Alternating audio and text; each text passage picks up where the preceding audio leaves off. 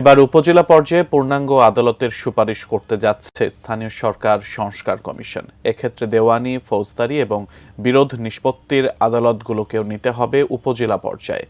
এদিকে চেয়ারম্যান ও মেয়রদের অপসারণের ক্ষেত্রে ভোটারদের অংশ নেয়ার সুযোগ রাখা এবং দলীয় প্রতীকে স্থানীয় সরকার নির্বাচন না করার প্রস্তাব সহ 15 দফা সুপারিশ জমা দিয়েছে জাতীয় নাগরিক কমিটি। দুপুরে আগারগাঁয়ে স্থানীয় সরকার সংস্কার কমিশনের কাছে 15 দফা সুপারিশ জমা দেন জাতীয় নাগরিক কমিটির 4 সদস্যের প্রতিনিধি দল। এরপর তারা প্রায় ঘণ্টাখানেক বৈঠক করেন কমিশনের চেয়ারম্যান তোফায়েল আহমেদের সঙ্গে। জাতীয় নাগরিক কমিটি স্থানীয় সরকারের কাজে সংসদ সদস্যদের ভূমিকার সুযোগ না রাখা, আগে মেম্বার নির্বাচন করে তাদের মধ্য থেকে পর্যায়ক্রমে ইউনিয়ন পরিষদের চেয়ারম্যান নির্বাচিত করার সুপারিশ করেছে।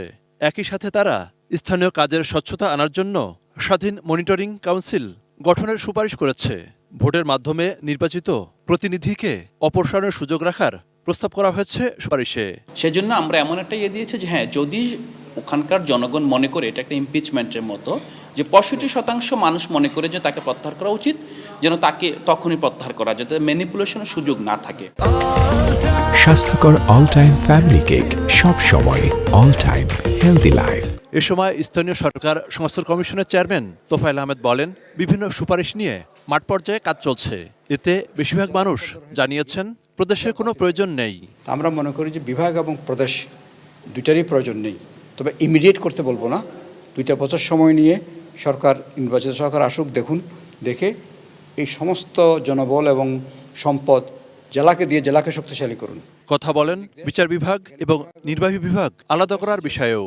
উপজেলাতে যেন পূর্ণাঙ্গ আদালত যায়, দেওয়ানি ফৌজদারি।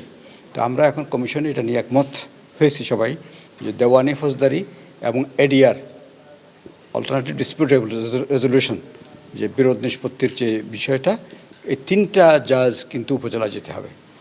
আর এডিআরের যে ফৌজদারি আদালতের যে বিচারক, উনি যদি মনে করেন কোনো কেস এটা সব ফর্মাল কোর্টে না করে এডিআর দিয়ে দেওয়া যায়, উনি এডিআর দিয়ে দিবেন।